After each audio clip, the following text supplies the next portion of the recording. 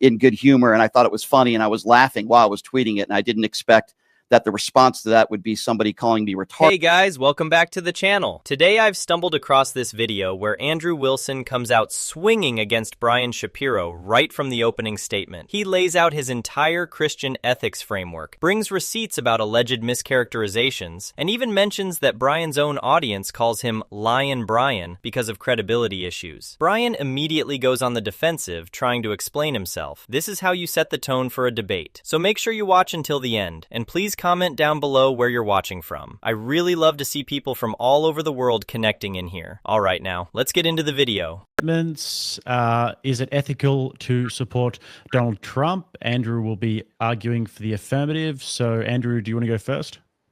I can, sure. First and foremost, since this debate is about the ethics, that's the key word, ethics of supporting the Trump presidency, and my opponent's job is to build a case that to support Trump's presidency, it is unethical. My job is to build one that it is. We both need to go into what our ethical standards are so we can build our arguments around our ethical framework. I fully expect my opponent, having reviewed his debate style many times, to revert to shotgunning talking points as though that matters to the ethical standards that he sets forward. To give my position, I'm a Christian ethicist, and I attack these views through that position. The first ethical standard I will uphold is life. While Trump may have many personal failings, and I don't dispute that he does, it's essentially trivial in regards to his governance of a nation. If it comes to the choice of 600,000 dead babies per year or Trump's personal moral failings, this debate should be over in the intro. Kamala Harris wanted to expand abortion and abortion rights. Trump put judges in place who overturned Roe versus Wade. I can't imagine from my worldview what else could be more important from the ethical side of the debate.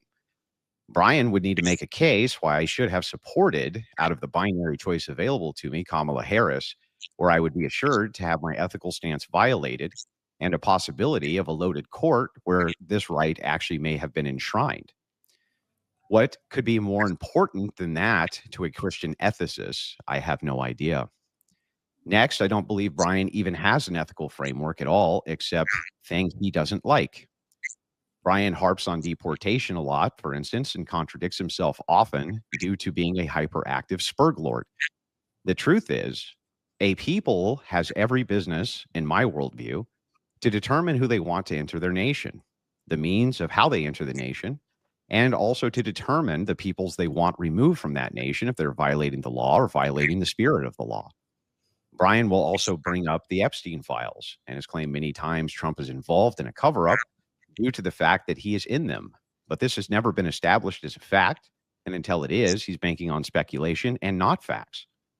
Brian will also bring up things like Trump is a rapist, but his standard for evidence there is wild to say the least. Trump has never been convicted for any crime of raping anybody.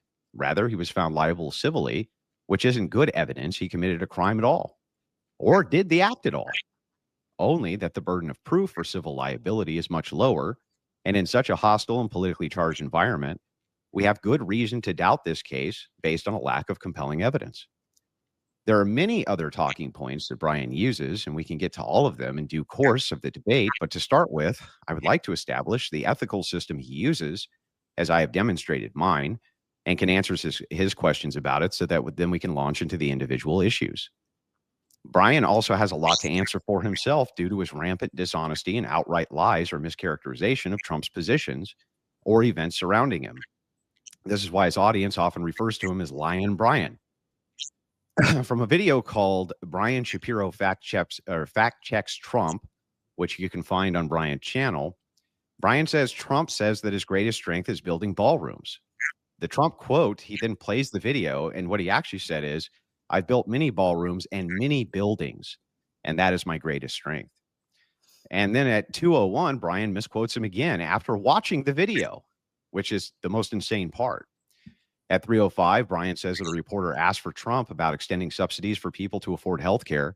And you can listen to Trump literally say he's not going to do that. Right out of the gate, you can see exactly how a proper debate should be framed. And this is something I wish more people understood about having productive political conversations. Before you can argue about what is ethical, you first need to establish your framework for understanding ethics itself. Andrew comes out swinging with something that I think is absolutely crucial. He's not just saying I'm right and you're wrong. He's laying out his entire philosophical foundation. This is Christian ethics. This is where my values come from. This is why I prioritize certain things over others. That is intellectual honesty. That's showing your work. And immediately, we get what I think is a fair warning about what's going to happen. The prediction that this debate will devolve into shotgunning talking points rather than actually engaging with the ethical framework being presented. Pay attention to whether that prediction comes true as we go through this. Now let's talk about the substance of the opening argument. From a Christian ethical perspective, what could possibly be more important than the protection of innocent life? We're talking about a worldview that sees unborn children as full human beings deserving of protection. If that's your starting point, then everything else has to be evaluated against that standard. And here's where it gets really interesting. Andrew brings receipts. He's not just making vague accusations. He's citing specific instances where Brian allegedly mischaracterized statements and positions. The video timestamps, the actual quotes versus what was claimed, the pattern of what his own audience calls dishonesty. That's not name-calling. That's building an evidentiary case. The point about the healthcare subsidies is particularly telling. When you play the actual video and someone says one thing, but then the commentary claims the opposite was said, that's a credibility problem. You can't build an ethical argument on a foundation of misrepresentation. This opening salvo establishes something important. This isn't going to be a debate where feelings trump facts. It's going to be a debate where claims get checked against reality. And Brian still claims that he's going to. Trump quote from the video played, "I like my plan best. I don't give money to the insurance companies. I give it to the people directly and let them buy their own health care." Reporter asks if subsidies will be extended. Trump's response is, "I'd rather not extend them at all." It may be that some kind of extension is necessary to get something else done because the Unaffordable Care Act, referring to the ACA, has been a disaster. At the 5-minute mark, Brian says that Trump wants to cut off health care for 20 million Americans, which is fucking crazy too, right? He also claimed in that same video that I called a debate opponent that I was engaged in a debate with a whore, which is an outright lie. He just outright lied about that. I have no idea why either. And so what are the ethics there? I think he also needs to account for those things. In short, what's his ethical standard and how does Trump violate it? What am I doing incorrect from my ethical view by supporting Trump? This is what needs to be established. Not to mention, he also told a series of lies about what happened on Piers Morgan. He claimed that I was running away from him for a debate when I was having technical issues. And I have all of the receipts to demonstrate this for Brian today if he doesn't want to retract the statement, or he can just say, you know, I was mistaken. And we can leave it at that. The floor is yours, Brian. So 5 minutes on the clock, Brian. Also, apparently they can't hear Andrew on your stream. I don't know if Brian's frozen there or... Looks like he... Yeah, he's frozen. Unfortunately, my producer's trying to work on this, but the internet is going in and out, which is extremely difficult to have a debate with somebody when I can't hear everything that you're saying, Andrew. But I think we're good to go now. I did hear probably half of what you said. Let me start off with, because I think at the end there you brought up Piers Morgan. And can you guys hear me okay, by the way? Yeah, the two criticisms I brought up was the first thing you claimed that I called a woman a whore during a debate, which I did not do. That was a complete fabrication. And then the second thing was that you had brought up that I was running from you in a debate, which I was definitely not. Let me address that. So let me address that first. For those of you that are unaware, me and Andrew were on the Piers Morgan show last week. I guess Andrew had some technical difficulties at the time. What I did is I went on Twitter and what I thought was a funny joke. It didn't go very good for Andrew. I think he was, dodging me or something like that. And then I put a smiley face at the end. It was in good humor and I thought it was funny and I was laughing while I was tweeting it. And I didn't expect that the response to that would be somebody calling me retarded and getting so upset that you would put a paragraph in there and call me a libtard and all this other stuff. And then after you did that, I actually was laughing more because I couldn't believe how triggered you got and how upset you got over what I thought was an honest joke.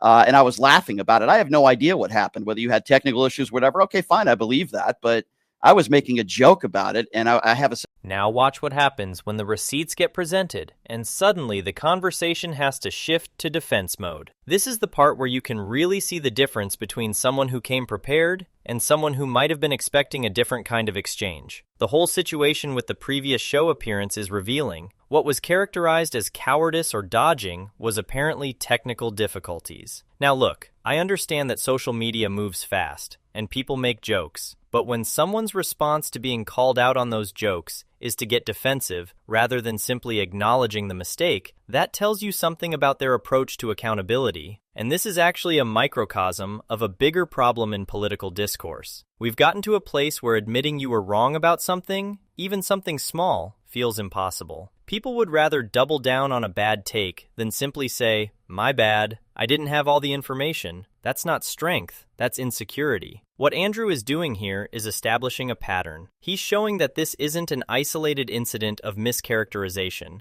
It's a consistent approach to political commentary. When your own audience has developed a nickname based on perceived dishonesty, that should give you pause. The question about ethical standards is so fundamental, and yet it keeps getting avoided. In any serious philosophical discussion, before you can say something is wrong, you have to explain what framework you're using to determine right from wrong. Otherwise, you're just expressing preferences and pretending they're universal truths. This is basic stuff that goes back to ancient Greece. Socrates spent his whole career asking people what standard they were using for their moral claims. And what he usually found was that people hadn't really thought it through. They just felt certain things were right or wrong without examining why. Sense of humor, and I thought it was funny, and I thought it was a little strange that you got that upset and responded in the way you did, calling me a word that I don't usually use on or off the air, but calling me that was a little strange. So that's addressing that issue. I don't remember the tweet where you're saying that you called a woman a whore. I don't remember that. I would think I maybe was referring to the video of 2 weeks ago when a woman, which is something, by the way, that I won't do. I'm not interested in talking about your family, and I'm sure you're not interested in talking about my family. But she had mentioned your wife, and I'm not going to get into that. And you know, that's a video that kind of went viral and exploded. I don't remember the exact terminology that I used in describing that. You told a caller that I called her a whore, which was just not true. A caller that called into my show? Yeah. Okay. Well, in that specific video, I don't think you used that terminology. Then it's quite possible if I did say that. I don't remember saying that. But if a caller called in, you know, I'm on the air 10 hours a week. Sometimes I would imagine I could mischaracterize things, but I do think that you were extremely triggered. I think even you would agree with that in that specific video. So you made a lot of judgments in about 5 or 6 minutes about me, about what I'm going to say. You brought up Kamala Harris, which to me has absolutely nothing to do with what we're talking about, which is Donald Trump. In this specific situation, his character, his flaws. Yeah, I am going to bring up the Epstein files, but I would ask you this question. Can you give me one logical reason why they have put Maxwell in a Club Med facility, allowed her a puppy, and have given her preferential treatment at the hands of the Donald Trump administration? Can you give me one logical explanation and reasoning behind they did that? Can you also explain to me Hang on, why? 1 point at a time, Brian. Okay, why would they do that? So we're ceding the opening statement time. Let's just get straight into back and forth. Okay. Why would they do that, Andrew? Yeah, so a good logical reason for this would be that they want to get more information out of her as to what's going on between these various cases. That could be one logical reason. Another reason, which is likely a good reason, is that she's going to cut a deal for names. That's another possible reason. So there are logical reasons why this is, but what you can't do, Brian, is you can't take an absence of evidence and then based on an absence of evidence, just fill in the blanks. That's not evidence at all. That's just speculation. Hang on, Brian. Hang on, Brian. Don't spurg out. Okay. Just let me finish. Okay. An absence of evidence does not make a case for you. You need to actually make an affirmative case for these things. But before we even get into that, can we start with what your ethical system is so that I understand the viewpoint you're debating from? This is where the fundamental problem with the opposing position starts to become crystal clear, and I want you to pay close attention because this exchange reveals something important about how many political arguments actually work when you dig beneath the surface. The question being asked is straightforward. What is your ethical system? Where do your moral claims come from? What's the foundation? And notice how difficult it is to get a clear answer to that question. When someone says that their ethics come from how they were raised and what their family taught them, that's fine as a personal history, but it's not actually an ethical system. It doesn't give you a consistent framework for evaluating claims. It just tells me that you believe what you believe because that's what you were taught to believe. Here's why this matters so much in the context of this debate. If you're going to claim that supporting a particular political figure is unethical, you need to have a clear standard for what ethical means. Otherwise, you're just saying, I don't like this, and you should feel bad for liking it. That's not an argument. That's a feeling dressed up as a position. Andrew keeps pressing on this point because it's foundational. If Brian's ethical system is just Brian's preferences, then Andrew's ethical system, which is rooted in Christian tradition going back thousands of years, is at least equally valid. You can't claim superior moral standing when you can't even articulate what your morals are based on. And here's what I find really telling: the discomfort with being asked to define terms, the attempts to move past this question quickly, the insistence that it's somehow unfair or beside the point to ask for clarification on the very foundation of the argument being made. In my experience, people who have thought deeply about their ethical positions are usually eager to explain them. They've done the work. They can walk you through their reasoning.